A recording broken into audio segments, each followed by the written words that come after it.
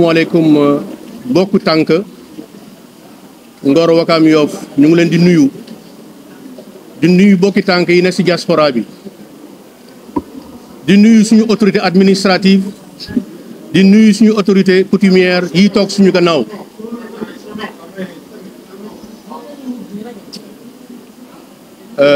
tànk moo fi daje tey le collectif des 3 villages de tànk Ngor Wakam Yoff pour joxe benn communiqué maanaam message tey li ñu dajale fii ci Ngor Wakam Yoff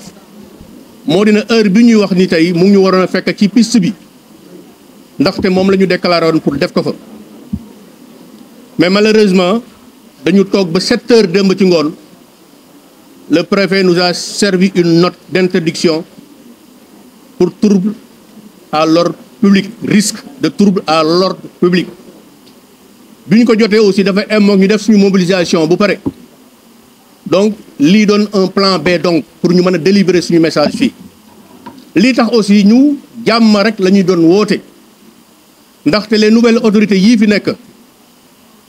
nëgën si interdiction manifestation war na ñàkk moo tax ñu bëgg yëkki suñu kàddu ñu dégg ko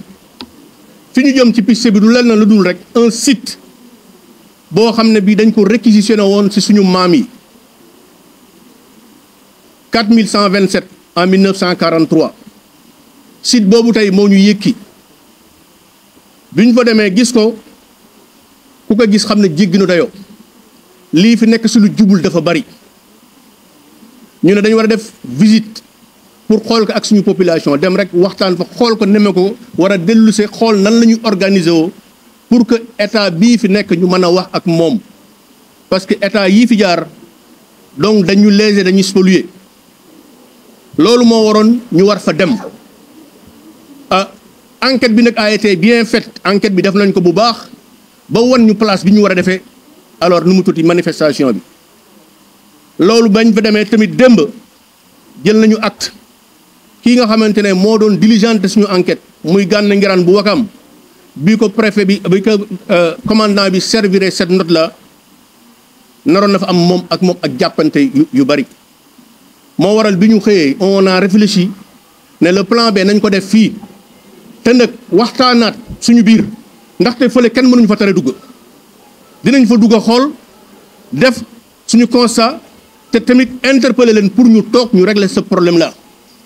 ndaxte état bu bees bi fi nekk loolu rek la ñuy xaar ci moom xaaruñu ci moom leneen lu dul lii nga xamante ne moo fi jàll muy doon loo xamante ne àqal ak yelleef yu ñu xañ population bu mënta doon waxtu ma laa bu tànk bii dañu ne lii dinañ ci xar suñu tànk tubéy ñoom nag bi ñuy ñëw ñun yëglu nañu bind nañ leen féliciter leen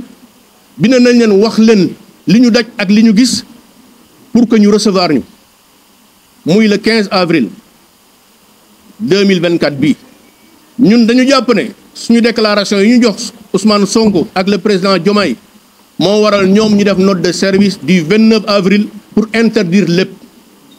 mais à notre grande surprise aéroport ba la fa nekk interdire ñu fa dara terewuñu fa dara ku fa dugg sa xol day jeex li tax sax ñu bëgg a plan B bi moo di ne gis nañ ne tey bu ñu duggoon foofu boo sàgganee trouble à l'ordre public dana am ndaxte la ñu fa gis ay mool ak engins yoo xamante ne boo gisee ni ñu daggeek ni ñuy xare ak ni ñuy moole bu ñu fa duggoon tey xol dana jeex ñun déjà démb bi ñu fa duggee suñu xol dafa jeex moo tax nag ñu war a replier wu repliement bi du lenn lu dul rek nañ ñu may ñu toogaat dans un bref délai ñu dugg ci piste bi ànd fa ak suñu kilifa ànd fa ak suñu autorité pour ñu def constat jëmeeluñu ko dara nag lu dul contribuer avec ce nouveau gouvernement fi mu wax ne fa la jëmee dëkk ba moom dafa ne jubal ak jubbanti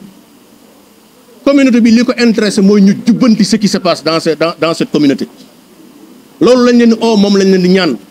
ñuy ñaanaat population bi ni ñu ko defee sensibiliser lundi bi passé par les médias locaux bii avec les médias yi nga xamante ne c'est national et international nañ ñu accompagner ci processus bi nga xamante ne moom la ñu bëgg a demee ak communauté bi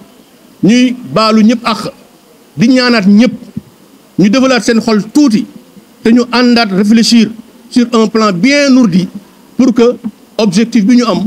muy aéroport bi que ñu delloo ñu ko. aéroport bi dañ ko réquisitionné woon ñun li ñu bëgg nañ ko réquisitionné waat joxaat ko dëkk bi nañ ko réquisitionné waat joxaat ko Ngor Wakaam Yoff parce que foofu mooy suñu lieu bi nga xamante ne mooy suñu extension naturelle lii la ñu bëggoon a wax foofu ci piste bi te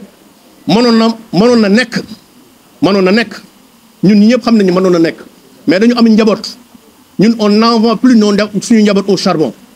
loolu na ko ñëpp xam état continuité la nag ñuy lancé waat le gouvernement de Diomaye et Macky Sall Ousmane Sonko le projet bii tax ñu nekk fii nañu ko respecté te ñu bàyyi nit ñi ñu manifester mën a wax li nga xamante ne moo leen naqari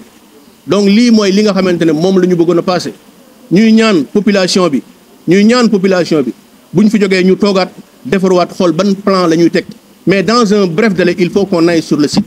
lii daal mooy lii déclaration bi tànk bëggoon def ñu ngi sant ñëpp di gërëm ñëpp asalaamualeykum wa rahmatullahi taala wa barakatu. Moi c'est Amadou Camara Diène, je suis le secrétaire général du collectif de Tank et le porte-parole du jour. Tout d'abord, nous rendons grâce à Dieu et nous remercions toutes les autorités administratives et coutumières qui sont ici présentes. Nous sommes réunis ici à Ngor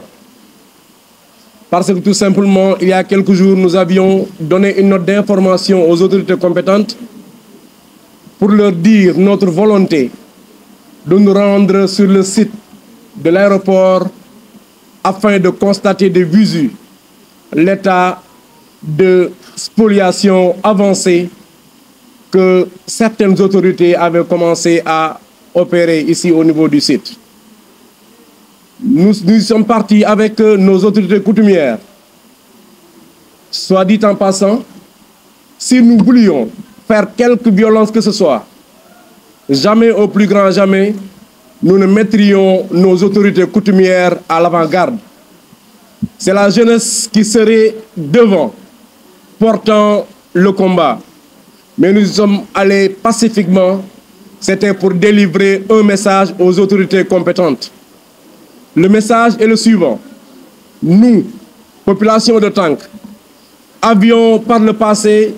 offert des terres à l'autorité centrale pour usage public. Il s'est trouvé que, depuis que ces réquisitions ont été faites, beaucoup d'eau a coulé sous les ponts. Aujourd'hui,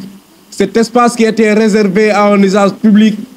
il a été dénaturé, l'État va en faire autre chose. Raison pour laquelle les populations de Tank se sont réunies et ils se sont élevés comme un seul homme réclamant les terres qui ont été délapidées. Nous voulions, avec nos autorités compétentes, avoir un langage de vérité. Nous voudrions que les autorités nous disent pourquoi le site qui était réservé à usage public, finalement, est devenu un site à usage privé. Les populations de Tank qui vivent dans la promiscuité, qui veulent un avenir meilleur pour leurs fils et leurs filles, sont en train de chercher des voies et moyens pour avoir d'autres terres pour leur population. C'est le pourquoi nous avons porté ce plaidoyer envers les autorités. Mais l'histoire retiendra que les nouvelles autorités qui viennent fraîchement d'être installées viennent pour la première fois d'interdire une manifestation à caractère privé. Et cette interdiction a été faite à une communauté, cette communauté qui est considérée comme les habitants de Dakar. La communauté Lébou a reçu toutes les autres communautés ici à Dakar. Aujourd'hui, l'histoire a montré que nous sommes les plus conciliants, mais cela ne veut pas dire que nous sommes les plus dociles. On est arrivé à un moment où on ne peut plus rester les bras croisés. Aujourd'hui, on nous a interdit d'aller visiter le site. Nous prenons acte. Nous allons nous concerter avec nos autorités coutumières parce que tout ce que nous faisons nous le faisons de concert avec nos autorités coutumières. Parce que, comme vous le savez, Lébou toujours, c'est Dom Top Bay, Mag Top Rak. Rak Top Mag, autant pour moi. On ne fera rien sans l'aval de nos autorités coutumières et religieuses. Donc nous allons nous concerter avec eux, mais sachez que ce n'est que partie remise. Parce que là où ils ne veulent pas qu'on aille, on va fouler les pieds là-bas. On va entrer dans le site pour voir ce qu'ils cachent. Parce qu'il est hors de question que nous restons les bras croisés pendant que d'autres, venant de d'autres horizons, vont bénéficier de ces terres-là qui ont été léguées par nos ancêtres. Donc, c'était ça le pourquoi nous avons décidé de convoquer la presse pour que le triptyque qui est brandi et qui est chanté à tort et à travers, c'est-à-dire le Djoub, le Djoubanti et le Djoubel, prennent langue aujourd'hui. Nous allons, encore une fois, il nous sera très difficile. Si vous voyez l'ambiance qui règne ici, les populations manifestent leur courroux, leur population manifeste leur ras-le-bol, parce que tout simplement, trop, c'est trop. Nous allons dans un bref délai nous retrouver en tant que responsables et essayer de se retrouver sur le site pour faire passer le message. C'est le message que vous voulez délivrer au nom de Tank. Je vous remercie.